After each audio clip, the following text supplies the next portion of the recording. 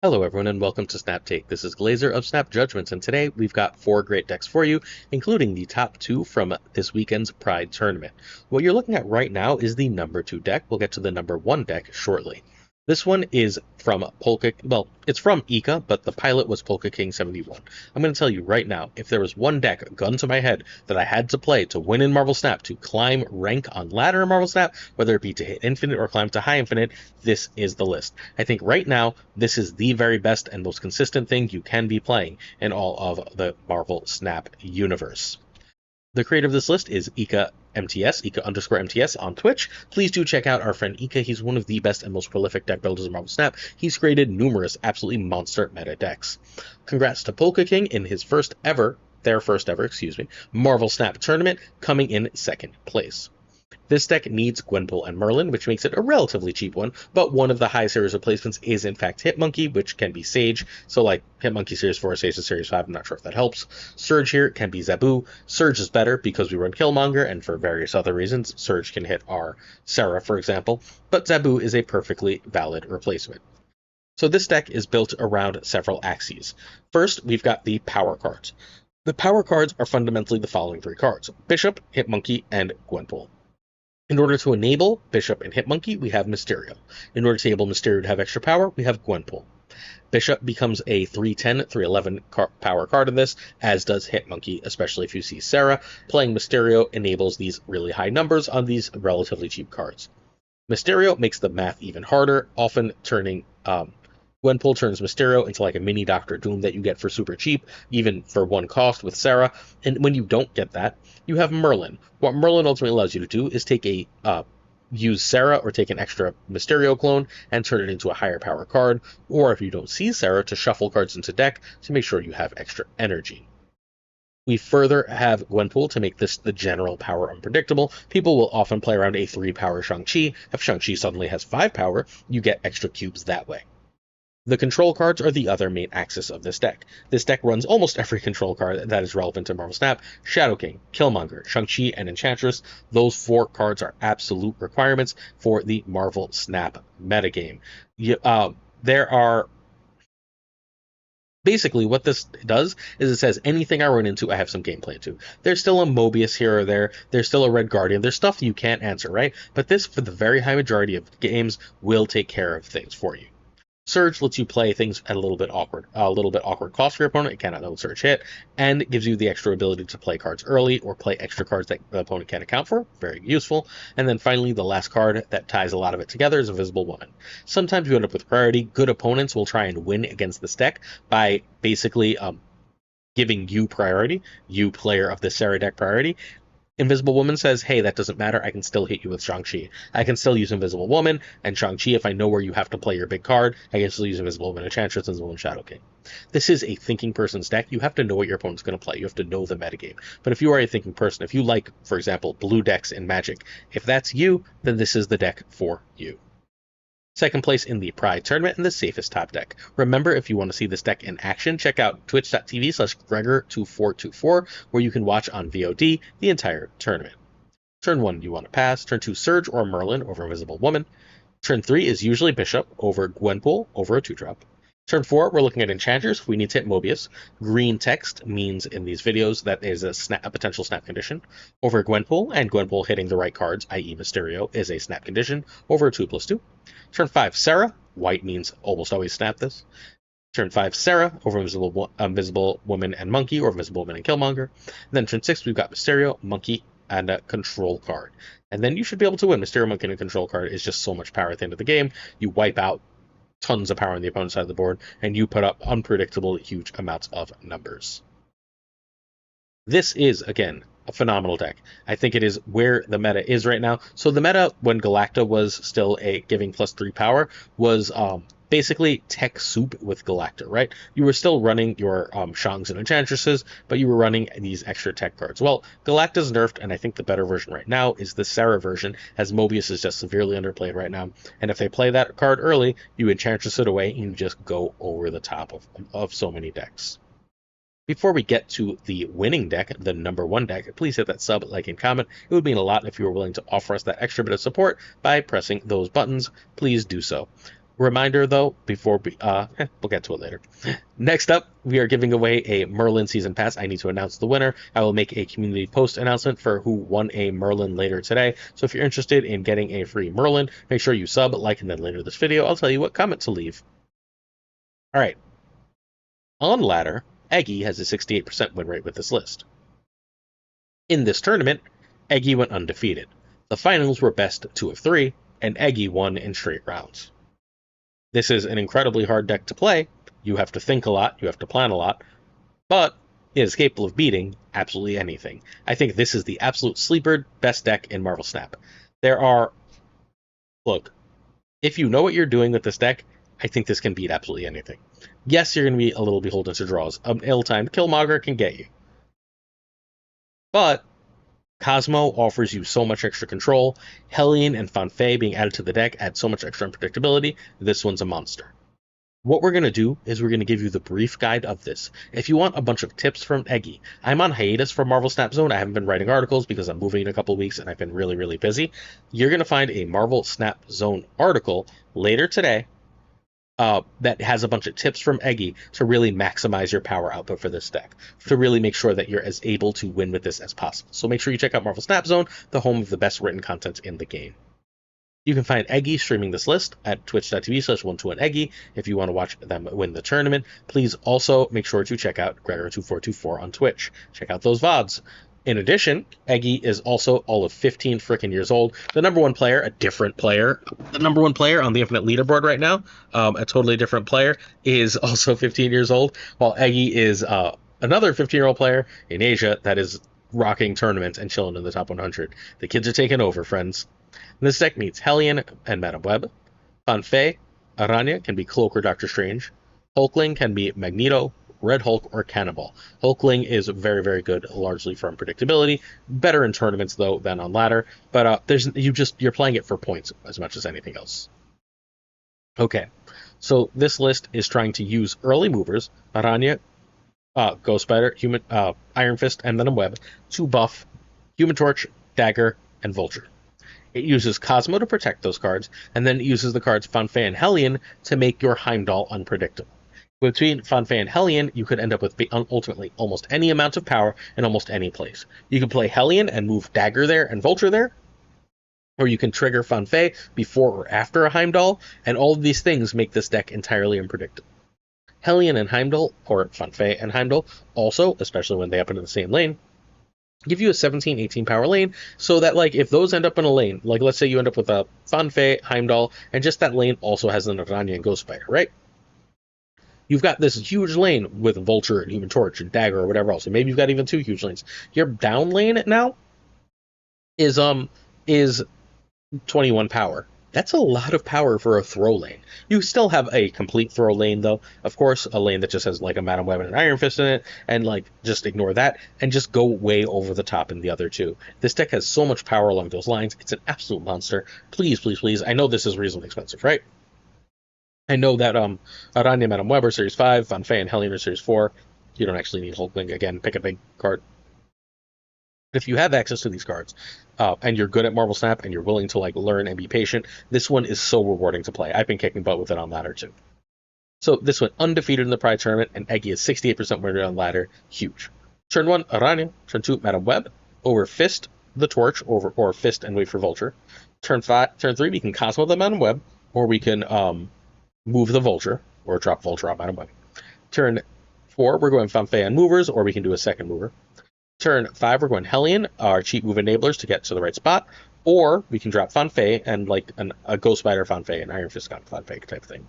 Then turn 6, we're usually going Heimdall or Hulkling, and then we win because our cards scale better than anything else. That's the power move. The move cards scale better than anything else, so if you're good with it, if you can make sure to avoid tech, and if you can ever avoid tech, it's running Cosmo and having the ability to move that damn dog around.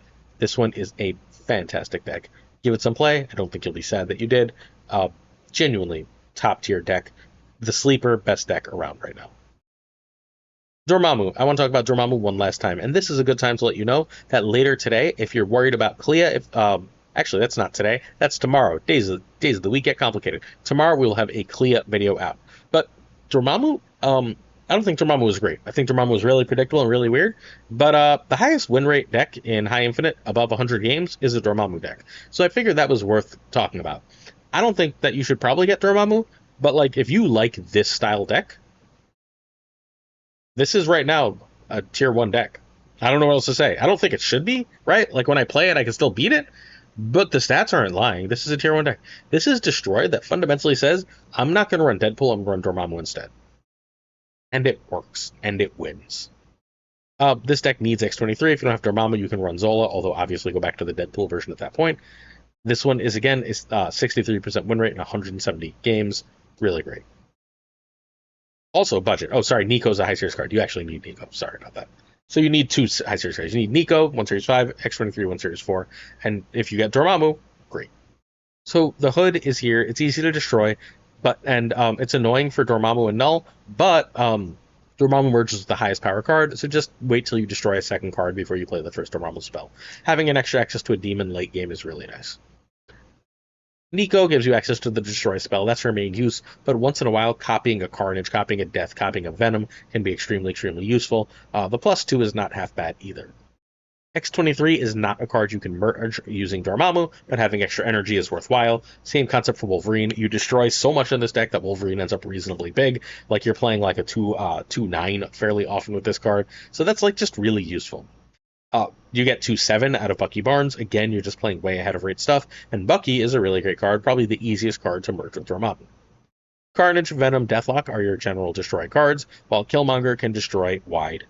Venom is the way to keep your power when you destroy cards, so if you're going to destroy a big Wolverine, a Winter Soldier, for example, you want to use Venom for that. Deathlock is more for earlier game, and Carnage is when you have a nice full cheap lane. Null ends up stupidly huge in Destroyless. I know you know this, but I'm going to say it anyway. Null is this huge, powerful game winner. You have now 2 of those between Null and Dormammu, and then you just, because you're destroying so much, especially if you can get Dormammu out on turn 5, using the last ritual on turn 5, you almost always have a cheap or free death. Free death plus Null is usually a game win. This one has a 63% win rate in 170 games, the highest win rate above 100 games in the top 10% of Infinite. Also, ranked as tier 1 in the Marvel Snap Zone tier list. Turn 1, you want a 1-drop. Turn 2, Destroy is better than a 1/1, or Bucky is better than Volvi. Turn 3 is usually Destroy 1. Turn 4 is Destroy 2. Turn 3 is Ritual, number 3, plus whatever else you can, and hopefully you're sensing a pattern here about the way that this deck works.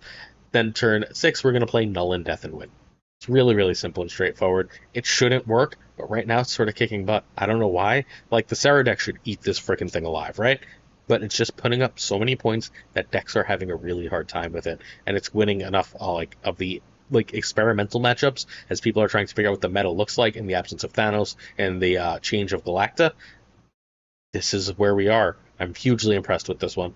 No idea who came with this exact 12. I don't know whose idea it was to kick Deadpool, but whoever it was, if you happen to know who it was, let me know. Whoever it was, huge props. Hey, come check out twitch.tv/PulseGlazer if you're interested in some streamed content. I'll be live tomorrow night at about 8 p.m. to test out Clea. Next, our season pass question. This week, I think I'm going to do a travel-themed season pass as I get ready to move. So what is the best place you've ever visited? What is your favorite place you've ever visited? You can change that to lived if you lived in multiple countries too. I just don't want to assume everyone has lived in multiple countries. If you'd like to win a PAX code, which is a free card back, card border, and exclusive Miles Morales variant, please make sure you're following youtube.com/@comicbookclick. I will be giving away a PAX code there a week for the next little bit. Also, please do check out a stream at twitch.tv/PulseGlazer. All right.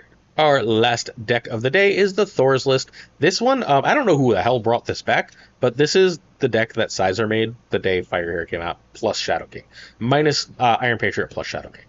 And it's great right now. It is Tech Soup. It is Shadow King, Shang-Chi, and Killmonger. This one is getting its points instead of through the Hitmonkey stuff, through the Thor's stuff. I don't think this list is as good, but because we have a 4/9 and a 5/9, and because Beta Ray Bill can get to stupid big, it's got some supporters, and it's a pretty good deck. You can find Sizer at twitch.tv/Sizer2654. This does need every high series card. I'm really sorry about that.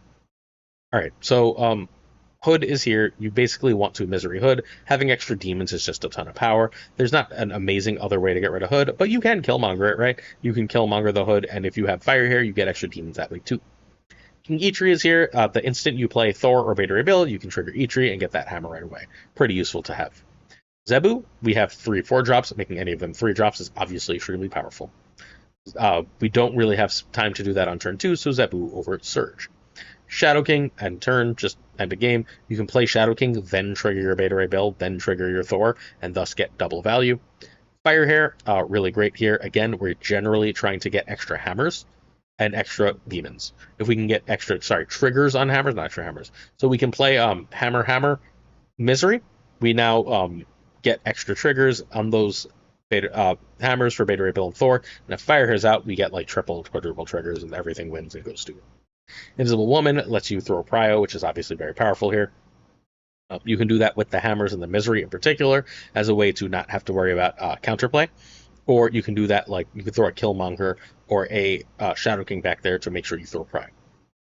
Killmonger, get rid of a bunch of 1-drops. There's a lot of 1s in the meta.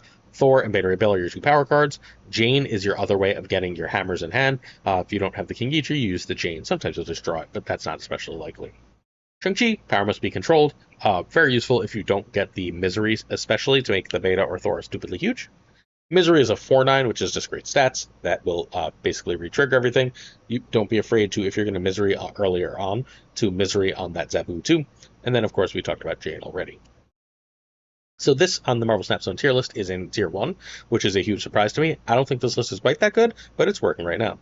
Turn 1, Zebu over Hood or Eitri. Turn 2 is a 1-drop or Fire Hair. If you have Misery, Fire Hair, it becomes a priority. Turn 3, we're going, or if you have played Hood, you can also make Fire Hair a priority. Turn 3, Bill over Thor over 2/2. Turn 4, Bill over Thor +1. Turn 5, Jane, or we can start to set up Invisible Woman, Killmonger, Shadow King stuff. Turn 6, Hammers and Misery, Hammers and Shadow King, Hammers and Shadow King plus Demons. Cool. Win games of Snap, friends. This deck puts out a lot of points while also having access to a good amount of control. Really powerful list. Again, it's kicking all sorts of butt right now. So, again, this tech soup is in search of its best home, and Thor's, of all things, is making a claim for the crown. Question of the day is from the King of Questions, Caretaker Lee. What was the first context in which you heard the word gay queer thrown around? Did it create any inherent biases that you later in life found you had to unlearn? I know it's a bit more personal, but it's a fascinating conversation. Thoughts to ponder on. So yeah, my parents are super homophobic, so I was raised to be homophobic. I didn't hate gay people, but I thought it was icky and stay over there. I had a gay friend in high school, and it was obviously a source of tension. And as I got older, I don't know what changed, except it didn't make sense to hate people for who they cared about, and I didn't understand why things that were love and beauty should be ugly to me, and so I slowly changed my mind. I mean, I guess I relatively quickly changed my mind as I went to college and realized that like it wasn't okay to feel that way, and I should stop. So since then, I sort of like I've still had biases throughout the years, right? It wasn't like overnight. At my first job, there was a man I flirted with a lot, and like there was a lot of like tension around that, and like it was a series of unlearned behaviors, of unlearned beliefs. But eventually, I ended up coming around to being mostly an ally. No one's perfect. I'm sure I still have some inherent biases based on the culture I grew up in and who I am, and the society I grew up in. But I ended up GSA advisor for a really long time, and I do my very best to I don't know, you know what I stand for if you've watched my videos, right?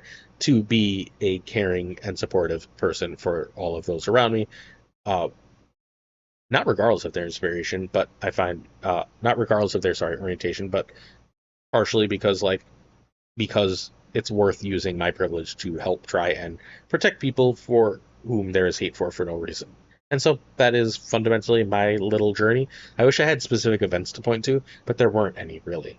Right? It was just like a slow unlearning of beliefs. I would believe something, I would see something, believe something, and my natural inclination is always to be like, why am I so sure of this? Why do I feel this way about this? Right? And then like over time it was just like, this is so stupid. I can't believe I believe any of this. And the people I liked and respected around me were often LGBT, and like it was either like, who's the asshole for not liking them because of who they love, me or them? And, slowly but surely there. I don't think I was ever transphobic. I actually knew trans people from my youth. Um, Strangely, my dad was in a lot of bars, which means I ended up in way more bars than I should have, way younger than I should have. And there weren't a lot of gay people, but there were occasional trans people, and I was always totally fine with that. But I was raised literally to think gay people were less than, and it took a long time to unlearn that behavior, basically through my 20s. Turn to support on our Patreon Come-a-thon. Our thanks. Please check out patreon.com/snapjudgments. Thank you to... I gotta change this. We gotta change this. Thank you to our Patreon of the month. Our Patreon of the month is going to now be... Who the hell is our Patreon of the month? I gotta write this down. I have this written down. Hang on. Our Patreon of the month is Jonesy Snapped. There we go. Our Patreon of the month is Jonesy Snapped. Sorry, Bricks2Click. Welcome back to the common people. Thank you, Bricks2Click, for your month of support. For your months of support. But for your time as Patreon of the month. Thank you to Abigail Giesland, Manager Burnout, Irregardless, LAB, Inc., Iron Frostman, Hota Navarrete, Ryan Ryan, Orion Burke, Orion Wood Snap, Ren Wrench, Caretix Lee, Corey Ray, Azushi, Archangel 3K, Black Dahlia, Powerfrost, The Goat Seeker, Code, Hollowed, Only Fox, Synth, Nerd, Absolute Shannon, Nightmare, Dirty Casual, Mr. Kerfuffle, Cables, Ginger Prime, Philip Brackfetch, Haplo, Kenny Loggins of the Danger Zone, The Bizza, Black Jeebus 23, Exorcy, and Skippy G, Rhyming Friends, Jessica Gamble, Mr. Slusheth, The King of Bros, The Great Kazoo, Werewolf, Steve-O, 131, Kev C. Hoda, Clam, Colonel Forbin, Rob Silverman, David G. Wingfield, Steven, Brian Kaufman, Tristan H. Martin, Jason B., Mr. Craig, Starry, Matt V., Corey, Corwin, John Q., Jimmy McHugh, Yistout, Eighth Sage, One Big Bad, Milkman for Reals, Cactus Jack, Reetzer, Yo Marco, Ted Pro, Quid Pro Joe, Snap to Scissors Joe, DeCarlo 220, Models Monster Supreme, Bickett, Boom, Bot, Green Goblin, Unibot V2, Flan 56, Spectrumix, Woo, Ocularis, Matt H, TJ Mike Hatching, Snow Frickin' Flex, Nick the Greek Geek, Toxic Soul King, Zeldrick 74, The King of Canada, JJ, Deadman Falcon, Falthor Noman, Jonesy, Patron of the Month, Two Ties, The Great Lauren Whatevs, The Pirate King Tucker, and of course Gunny T. The T stands for thank you everyone so much for the amazingly successful streamathon that we did this Saturday. We went 16 hours, which is wild, the longest stream of my life. It was a zombie. We finished at 5 frickin' a.m.